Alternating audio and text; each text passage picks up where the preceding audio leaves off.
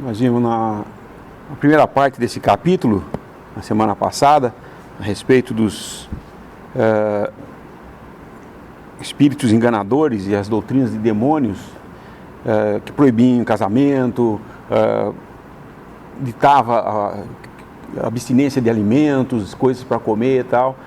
E o que nós vemos hoje no mundo, né, essa tendência de dietas, né? Acho que não tem coisa que cada dia tem uma novidade. Existem revistas só para falar do que comer e do cuidado com comida e tudo mais. Não que essas coisas em si sejam más, mas se eu faço delas o meu modo de vida, o objetivo da minha vida, eu transformo isso na minha religião. E hoje está cheio de religiosos nutricionais aí, né?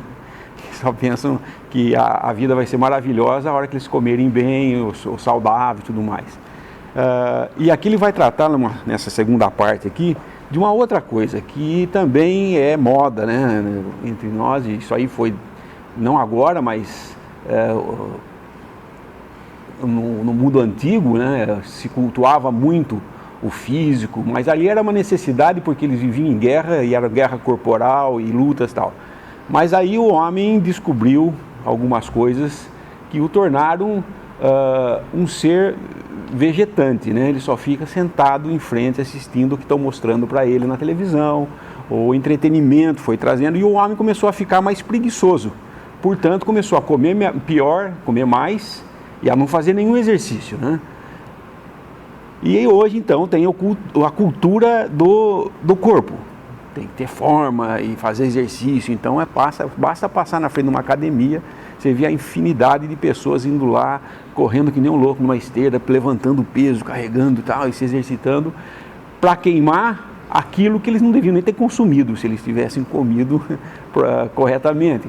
Mas tem aqueles que, além de comer corretamente, eles ficam cultuando o corpo, aquilo que fazem como físico, que também não existe mal nenhum, e é bom realmente você ter saúde, você fazer um esporte, você não ficar sedentário, que nós sabemos que não é bom. O problema, outra vez, nós vamos cair no mesmo negócio. Se eu transformar o fisiculturismo no meu objetivo de vida, eu estou transformando isso aí numa religião. Eu passo a ser um escravo dessas coisas. E nós sabemos que existem pessoas viciadas em fazer isso mesmo, né? E aqui ele trata disso de uma maneira bem clara para nós. No versículo 8, o exercício corporal para pouco aproveita. Ele não está dizendo que não tem proveito, mas por que para pouco aproveita? Você não fica mais saudável, você não fica mais disposto? Sim, mas aproveita pouco no sentido de que é só para essa vida. Por mais que você faça exercício, esse corpo, né, como eles falam, né, enxuto, bonitinho, aquela tabuinha e tal, chegar no céu você não vai ter ele, não vai ser esse corpo, vai ficar aqui, vai ser consumido, vai virar pó. Se o Senhor não voltar antes da minha morte, né, se eu morrer antes, eu vou seguir o destino de todo ser humano, gordo, magro, forte ou não, terra, vai para o chão, vai se degradar. Porém, as coisas espirituais servem para agora e para a vida futura. Isso é para a vida futura, é o que ele está falando aqui. O exercício corporal para pouco aproveita, mas a piedade para tudo é proveitosa, tendo a promessa da vida presente e da que há de vir. Por isso que ela é proveitosa nesse sentido, porque ela é uma coisa proveitosa para esse momento ou para essa vida, mas para sempre. A prática da piedade aqui. E a exortação que ele dá aqui a Timóteo é que ele seja, ele fala que propondo estas coisas aos irmãos, será bom ministro de Jesus Cristo.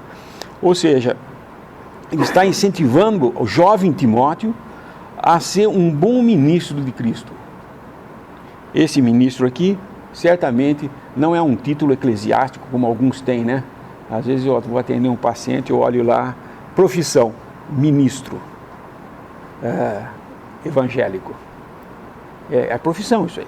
Ou é o ministro do governo, né? Isso também é uma profissão, mas nas coisas do Senhor, ministrar é você cuidar das coisas do Senhor como aquele que o representa. E nós todos como cristãos aqui ministramos de um modo ou com o outro. Se não for no ensino, na palavra, é como andamos. A nossa vida ministra aos outros também, né? E aqui ele está falando a respeito de exortar os irmãos, de ele, Timóteo, ainda que jovem, ensinar, ministrar as coisas do Senhor, ser um bom ministro, exortando os irmãos a praticar essas coisas. Criado com as palavras da fé e da boa doutrina que tem seguido. Não é ministrar as coisas que eu acho que são corretas, mas aquelas coisas que eu aprendo também, que um dia eu tive a aprender de alguém, as coisas concernentes à sã doutrina, a boa doutrina. Não é ensinar qualquer coisa. Aquele que ensina tem que ter sempre isso em mente. Ele não está ensinando seus próprios pensamentos, mas ele deve buscar ensinar o que é a sã ou a boa doutrina, né? Deus deu o casamento para multiplicação da espécie humana, para a procriação. A primeira ordem que ele deu depois que criou a mulher foi: crescei e multiplicai-vos. Deus deu o alimento para a manutenção da espécie humana, para a sobrevivência do ser humano. E o exercício físico para manter a boa forma, né? Mas o homem, quando transforma o meio em fim, ele é idólatra.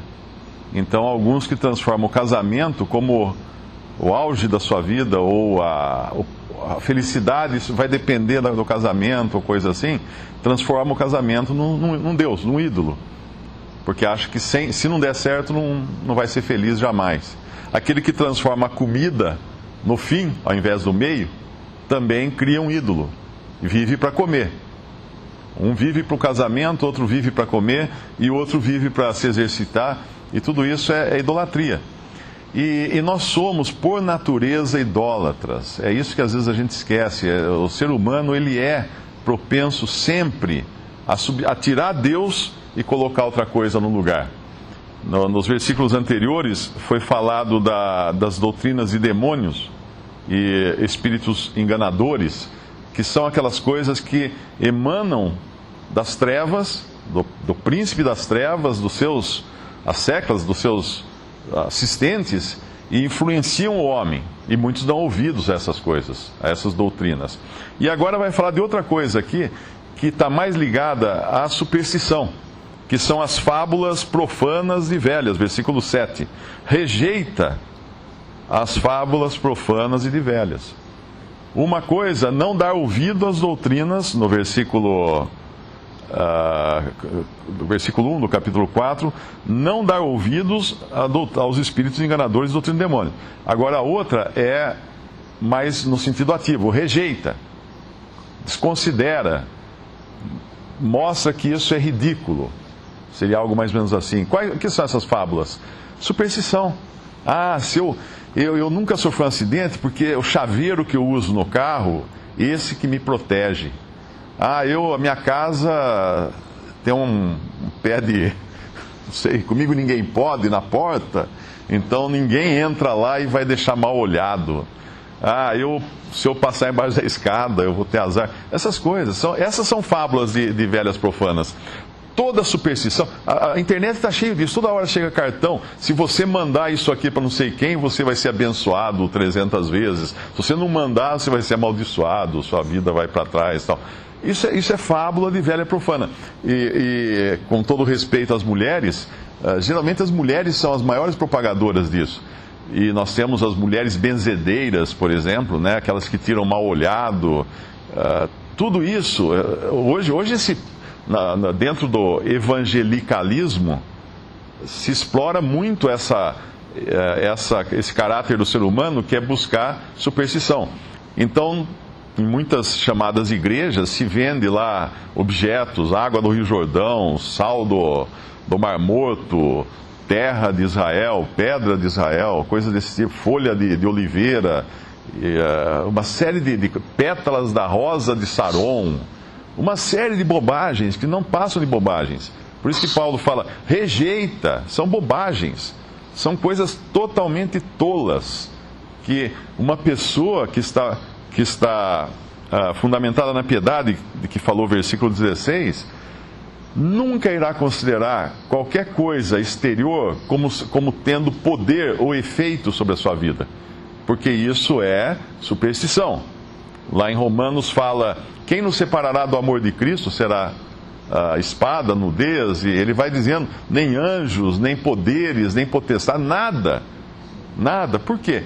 Porque um salvo está salvo eternamente, e não são as coisas exteriores que vão influenciá-lo. Mal olhado, inveja, nada disso influencia um salvo por Cristo. A não ser que ele seja supersticioso e vai então acreditar nessas coisas. Aí ele vai achar que o poder que o sustenta não vem de Deus, vem de objetos inanimados, ou de cartões, ou de frases, ou de coisas do tipo, plantas. Isso nada mais é do que idolatria tão primitiva e horrível quanto aquela praticada por babilônios, por povos da antiguidade. E ela continua hoje. Ela continua hoje no seio do cristianismo, no seio da cristandade.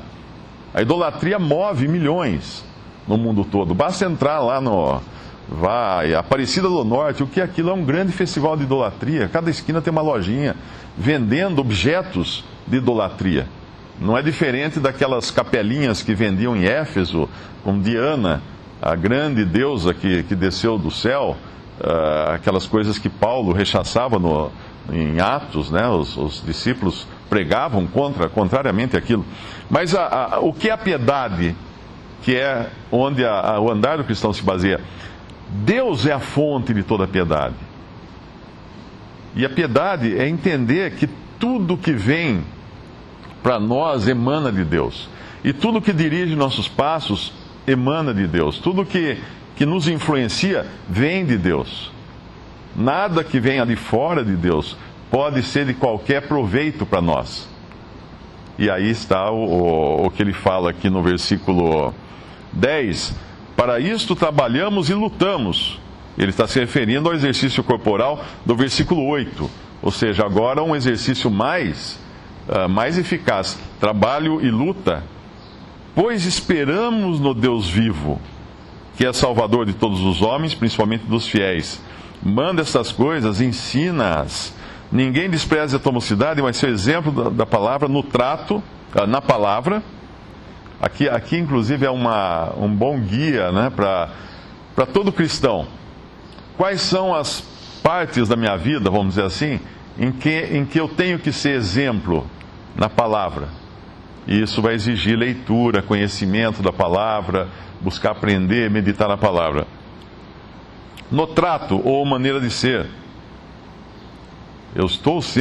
a minha maneira de ser é de acordo com a piedade? No amor ou caridade? No espírito? Algumas versões não têm esse no espírito aí. Segundo eu li, são traduções mais novas. Manuscritos mais novos não teriam, não sei se todos aqui têm essa palavra no versículo 12, no espírito. Na fé, na pureza. Essas são as áreas da nossa vida que deveriam servir de exemplo àqueles que nos observam todos os dias.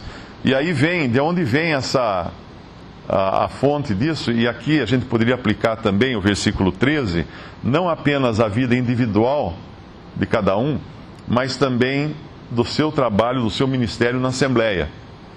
Porque como nós lemos no capítulo 3, versículo 15, Paulo estava escrevendo essas coisas a Timóteo, particularmente a ele, não é uma carta enviada às Assembleias, como é 1 Coríntios, Efésios e outras.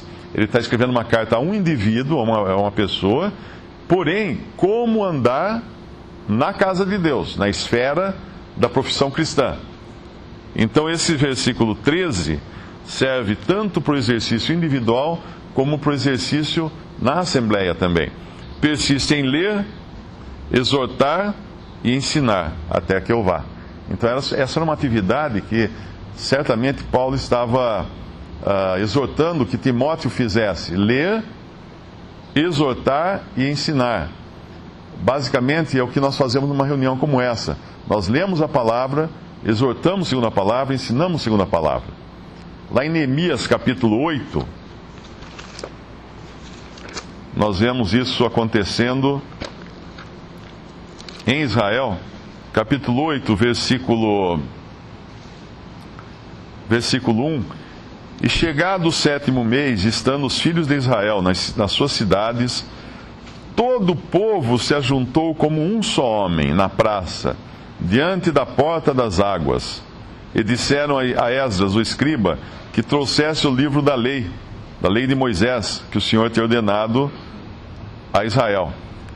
E Esdras, o sacerdote, trouxe a lei perante a congregação, assim de homens como de mulheres, e de todos os entendidos, para ouvirem no primeiro dia do sétimo mês.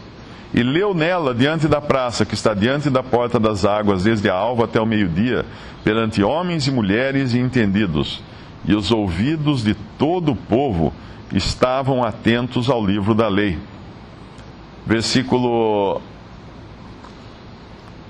7. E Jesua, e Bani, e Serebias, Jamim, Acube, Sabetai, Rodias, Maazéias, Quelita, Azarias, Josabade, Anã, Pelaías e os levitas ensinavam o povo na lei, e o povo estava no seu posto.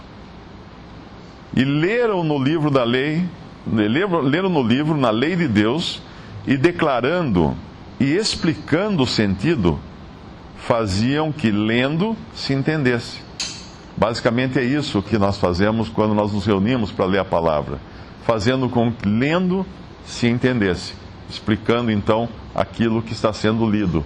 Mas veja que o povo todo se reuniu para ouvir o livro da lei. Na época seria a parte do Antigo Testamento aqui. Eles tinham apenas a parte do que nós conhecemos hoje como Antigo Testamento, e a lei, que seriam o Pentateuco.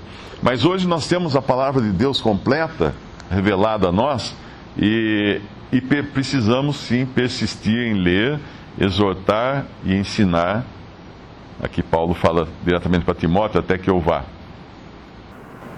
Essa epístola, a primeira epístola, Timóteo, ela é muito importante no sentido do que como se comportar na casa de Deus. E como em tudo, os homens têm deixado essa epístola num patamar de que ela é apenas certas exortações a um jovem. Como se Timóteo, sendo jovem, então ele precisava de certas exortações, que lá na segunda epístola é chamada também das paixões da mocidade, Mas essa epístola está muito longe disso. E uma das bases que eles usam é o versículo 8 do nosso capítulo, porque o exercício corporal para pouco aproveita. Isso porque ele era jovem, então tinha essas tendências de se exercitar e ter esse culto ao corpo, que os irmãos bem explicaram. Mas a epístola é muito longe disso. A epístola é realmente uma carta que mostra a casa de Deus. Ela mostra os princípios morais e do que convém à casa de Deus. É muito além do que uma epístola pessoal dirigida a um jovem para se precaver de certas coisas. Ele fala no versículo 6, segunda parte, criado com as palavras da fé e da boa doutrina que tens seguido. Timóteo tinha sido criado com as palavras da fé. Essa é a fé cristã, essa é o que em outros versículos nos falam de piedade, o versículo 7 no final, e no capítulo anterior, versículo 16, também fala dessa piedade. A piedade, ela não é, os irmãos já explicaram, mas eu queria enfatizar isso. A piedade, ela não tem um sentido como nós damos geralmente a essa palavra. Um sinônimo de dó, sinônimo de misericórdia. A piedade aqui não tem esse sentido. A piedade que ele fala aqui nesses versículos, na primeira epístola, trata-se dessa nova coisa que foi introduzida no mundo, na nossa dispensação. Fala do nosso tempo que nós vivemos aqui, onde Cristo já veio, se manifestou em carne e tudo que nós vemos no versículo 16, e que é baseada nessa verdade de Cristo se fazendo homem e vindo aqui, morreu, ressuscitou, subiu aos céus, assentado à glória de Deus, e o Espírito Santo foi enviado aqui a esse mundo. Essa é a piedade, o mistério da piedade é isso, que é baseado em toda a obra, na obra completa de Cristo. E não só no que ele fez, mas no que ele era, principalmente. Que Deus manifestado em carne. Então, essa é a piedade. A piedade é essa economia que nós vivemos hoje. O mistério dessa piedade é baseado não em visões, não, é baseado nesses fatos. Que Deus se fez carne e andou como homem aqui, irrepreensível, sem mancha, nem mácula, exterior e interiormente. Ele morreu aqui pelos nossos pecados, ele satisfez a Deus completamente, ele foi visto dos anjos, os anjos contemplaram, como os irmãos explicaram, contemplaram a sua encarnação e contemplaram também a sua ressurreição, porque na ressurreição, quando os discípulos entram, ou melhor, a mulher, quando tem mulher aberta, e tinha 2 anjos lá, um na sua cabeceira e outro nos seus pés. E eles contemplaram o quê? A ressurreição também de Cristo. Então ele foi visto dos anjos, foi contemplado, e depois então ele subiu aos céus, né, foi glorificado e enviou o Espírito Santo para mostrar todas essas coisas, essa preciosidade que temos nos céus. Foi crido, né, no mundo, como o irmão explicou ontem também, muito interessante, não pelo mundo, não o mundo todo creu em Cristo, mas no mundo muitos creram em Cristo, foi crido no mundo e recebido acima na glória e tudo mais. Então esse é o sentido da palavra piedade que nós temos aqui. Eu repito, não é um sentimento de dó, de misericórdia, na realidade é um conjunto de coisas. A piedade é um conjunto de coisas baseados no que Cristo é e no que Cristo fez.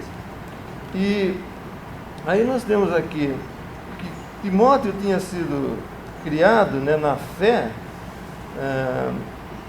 com as palavras da fé e da boa doutrina que tem seguido. Timóteo estava sendo um depositário, por assim dizer, de toda a doutrina que Paulo tinha tido a revelação, de toda essa piedade, tinha sido colocado e ensinado, e Timóteo foi criado nessa doutrina. E aí então ele está dando essas exortações do corpo, exercício corporal, que para pouco aproveita, o irmão explicou, que é só para essa vida, não para a futura. E depois nós temos no versículo, ainda no versículo 7, diz: rejeita as fábulas profanas e velhas e exercita-te a ti mesmo em piedade. Todo esse conjunto de coisas que forma a nosso relacionamento hoje com Deus. A piedade tem esse sentido, realmente, de tudo o que nós temos de relacionamento com Deus hoje, ao servir a Deus, ao falar dele, em tudo que nós temos, é segundo a piedade, é segundo esse conjunto de coisas que formam o caráter, né, daquele que vai servir a Deus hoje. Então, e depois ele fala no versículo 9, esta palavra é fiel e digna de toda aceitação. Timóteo tinha recebido uma palavra e estava sendo incumbido a ele de ministrar essa palavra, e ela é digna de toda aceitação. Ela não tem dúvidas, ela não tem algo que seja supérfluo, ela é realmente digna de toda aceitação. E Timóteo tinha essa incumbência de passar isso a outros. E a primeira epístola a Timóteo ela é aquilo que se deve ter na casa de Deus. É o estabelecimento da verdade moral da igreja de Deus, porque ela foi baseada em todas essas obras que nós temos visto, na obra de Cristo. E Timóteo tinha então essa incumbência de mostrar isso moralmente.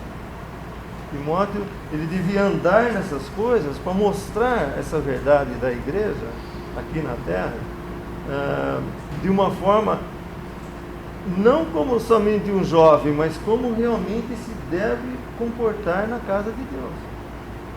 E os homens transformando isso numa verdade apenas dirigida a um jovem, como ele deve se comportar, é menosprezar a verdade de Deus, tirar a força, o peso, o impacto que essa epístola deve ter nas pessoas, nos cristãos.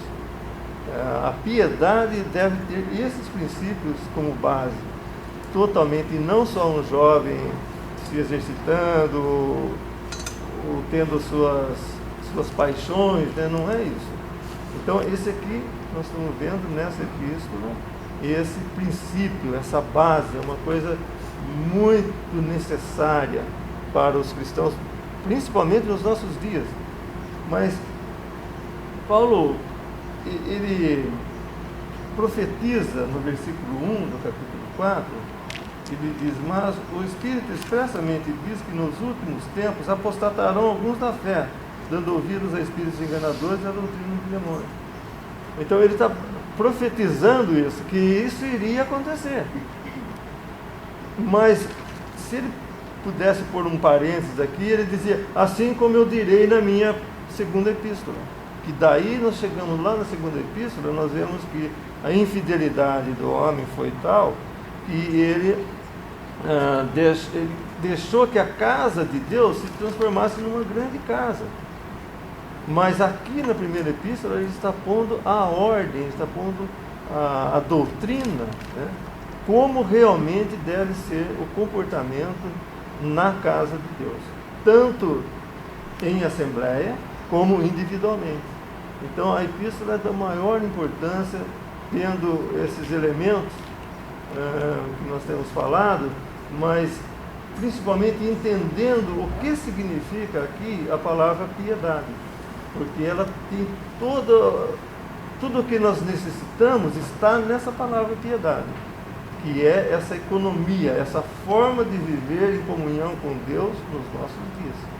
E Timóteo está tendo essa incumbência de transmitir isso a outros homens idôneos também, para que sejam ministradas essas coisas. É interessante no versículo 16, porque no 15 e 16, ele fala: medita estas coisas, ocupa-te nelas, para que o teu aproveitamento seja manifesto a todos. Tem cuidado de ti mesmo e da doutrina. Nós somos aqui exortados a não só ter cuidado de nós mesmos, mas da doutrina. Nós somos guardiãos, por assim dizer, dessa doutrina. Ela foi passada a nós por Deus, nos é ensinada pelas Escrituras, a sã doutrina, e nós temos que cuidar dela, para que ela continue sã, e não deturpar ela, como nós vemos que hoje o homem tem essa tendência. É mais importante o cargo que ele tem do que a doutrina. Se a doutrina fala contra o modo como ele está agindo, a tendência dele é deixar de lado a doutrina e continuar pregando o que ele é em si mesmo. Ou seja, não só não está cuidando de si mesmo, como não está cuidando da doutrina. Nós temos essa exortação: tem cuidado de ti mesmo e da doutrina, persevera nessas coisas, porque fazendo isto te salvarás, tanto a ti mesmo como aos que te ouvem. Essa salvação aqui é a salvação do corpo, salvar de problemas que nós vamos ter nesse corpo aqui. Não é salvação da alma, no sentido de pregar o evangelho e ser salvo, se tirar das trevas. Ele está falando de si mesmo. Você cuidando da doutrina de si mesmo, você está salvando a si mesmo e aos outros de problemas. E é interessante como a gente vê o cuidado que muitos irmãos, alguns já faleceram, que tinham quando vinham visitar a gente no início, que era um grupo de jovens, né, tá tomando o primeiro contato com essas verdades, o cuidado que eles tinham de nos manter na doutrina. Quando, vez por outra, nós descarrilhávamos um pouquinho, começavam a fazer práticas que achavam, não tem problema nenhum fazer isso ou aquilo, e o irmão vinha e falava, não, irmãos, olha, a doutrina é essa. Abria as escrituras e mostrava e nos corrigia na doutrina. Isso era cuidar de si mesmo e da doutrina. E nós precisamos continuar fazendo isso. Não é que agora nós estamos reunidos ao nome do Senhor, que nós não vamos começar a desviar, não. Se nós não cuidarmos, vamos sim, porque essa é a nossa tendência, desviar do caminho. E aqui essa exortação é pertinente para nós hoje, nos dias de hoje. Um versículo que costuma causar muita dificuldade, confusão até, é o versículo 14, quando Paulo fala a Timóteo, não desprezes o dom que há em ti, o qual te foi dado por profecia com a imposição das mãos do presbitério. Existe muita confusão relacionada a esse versículo, criando-se então poder a homens, dados a homens, de conceder dons às pessoas. Basicamente é isso que sustenta a faculdade de teologia, né? Quando a pessoa vai lá, faz um curso de 4 ou 5 anos e no final ele é ordenado pastor. Mas pastor é um dom. Sim, mas aqui fala que pondo as mãos sobre ele, uma junta de homens, que seria esse presbitério, eles podem então ordená-lo pastor, conceder a ele por profecia o dom de pastor, seria algo mais ou menos assim. Mas um princípio que nós encontramos lá em Mateus, quando fala do divórcio, o Senhor Jesus fala assim, mas no princípio não foi assim. Quando ele fala do casamento entre um homem e uma mulher, ele nos remete ao plano original de Deus. Então, em todas as coisas, quando nós lemos, é bom falar assim, mas como que é isso no original? Como começa a questão do dom? Aí é fácil, aí nós vamos lá em Efésios capítulo 4, e deixa muito claro que quem dá dons aos homens. No capítulo 4, versículo 10, aquele que desceu é também o mesmo que subiu acima de todos os céus, para cumprir todas as coisas, falando de Cristo. E Ele mesmo deu uns para apóstolos, e outros para profetas, e outros para evangelistas, e outros para pastores e doutores. Ou seja, a origem de todo dom é Cristo. Então, homem algum pode falar que deu dom a alguém.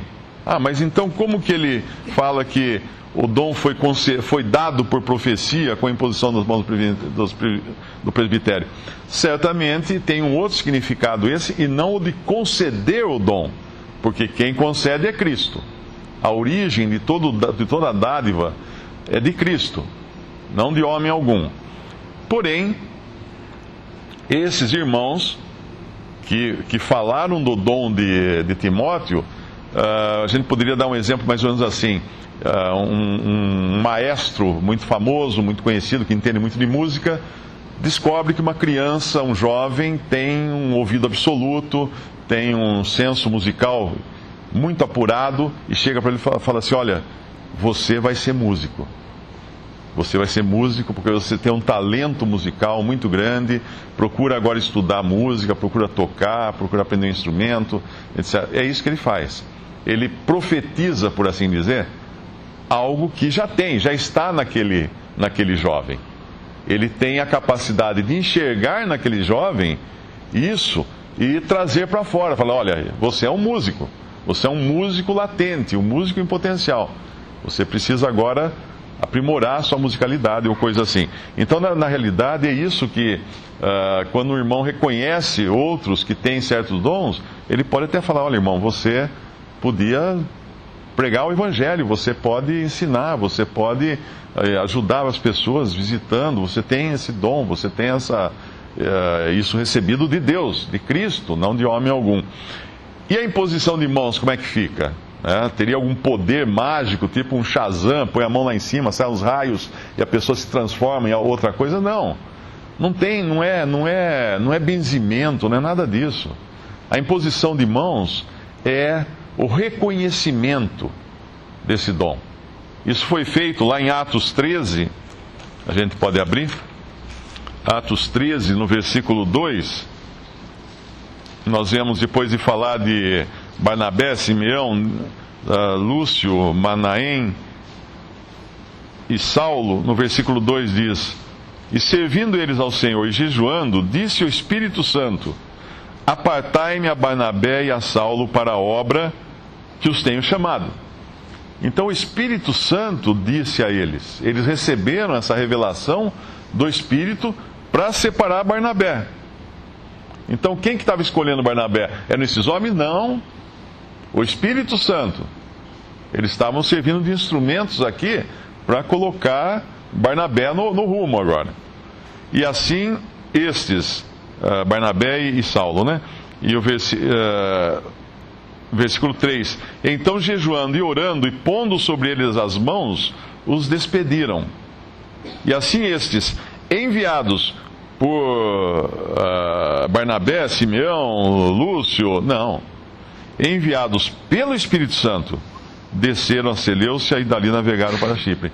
Então, é muito clara de onde vem a origem da coisa. A origem do dom, a origem do ministério, a origem da missão, vem de Cristo, através do Espírito Santo, vem de Deus. E os homens, impondo as mãos, reconhecem isso, têm comunhão com isso, como que dizem: olha, eu estou com você nessa missão. Nós estamos com você, nós apoiamos você nessa missão. É algo mais ou menos assim que é essa imposição de mãos. E nunca um poder humano de fazer essas coisas. Os homens gostam de se arvorar como tendo poderes, né? de receber dons e de ministrar dons, como se fosse uma qualidade deles. Mas não, é muito claro aqui. No versículo 15 ele fala de meditar nessas coisas, ocupar-se nelas, para que o teu aproveitamento seja manifesto de todos. E aí, doutrina, de ti mesmo, os cuidados da própria pessoa, da doutrina, de perseverar nessas coisas. Isso talvez tenha alguma ligação com 2 Pedro. Podemos rapidamente só ler um trechinho lá. 2 Pedro capítulo 1, que aqui fala também de apartar-se para Deus. 2 Pedro capítulo 1, versículo 5: e vós também, pondo nisto mesmo toda diligência, acrescentai à vossa fé a virtude, e a virtude a ciência, e a ciência a temperança, e a temperança a paciência, e a paciência a piedade, e a piedade amor fraternal, e ao amor fraternal a caridade, o amor ágape. Porque se em vós houver e abundarem estas coisas, não vos deixarão ociosos, nem estéreis no conhecimento de nosso Senhor Jesus Cristo. Porque aquele em quem não há estas coisas é cego, nada vendo ao longe, havendo esquecido da purificação dos seus pecados. Portanto, irmãos, procurai fazer cada vez mais firme a vossa vocação e eleição, porque fazendo isto nunca jamais tropeçareis, porque assim vos será amplamente concedida a entrada no reino eterno de nosso Senhor e Salvador Jesus Cristo. O exercício físico é um remédio para a ociosidade física. O exercício espiritual, que o irmão explicou que é proveitoso não só nessa vida, mas eternamente, é proveitoso para sempre. E para eliminar a ociosidade espiritual. Para quê? Assim vos será amplamente concedida a entrada no reino eterno. Quer dizer que só vão entrar esses no reino eterno? Não. Mas existem diferentes formas de se entrar no reino eterno. Existe você entrar no reino eterno, porque você foi salvo por Cristo e passou a vida no sofá sem fazer nada. Existe entrar amplamente. Deus reconhece, como nas diferentes parábolas do Novo Testamento, Deus reconhece que há graus de prêmio, vamos dizer assim, de entrada no reino eterno. Aquele que foi fiel com uma moeda transformou em 10, recebe sobre 10 cidades, o que transformou em 5, sobre 5 cidades.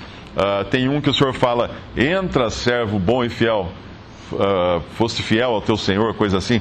Então vão existir graus de entrada, todos os salvos entrarão, mas existirão diferentes formas de entrada. Como assim, como nós mudamos para uma casa, nós levamos os móveis, as roupas, as malas, entra com uma mala, joga lá num canto e tal, mas aí você entra com os cristais. Fala, não, esse aqui toma cuidado, esse aqui é caro. Entra com mais cuidado com os cristais. Então existem diferentes maneiras de se entrar. E o segredo disso está em tudo que foi dito aqui em 1 Pedro, e em tudo que foi dito também aqui em 1 Timóteo, a respeito do cuidado individual e na vida na Assembleia.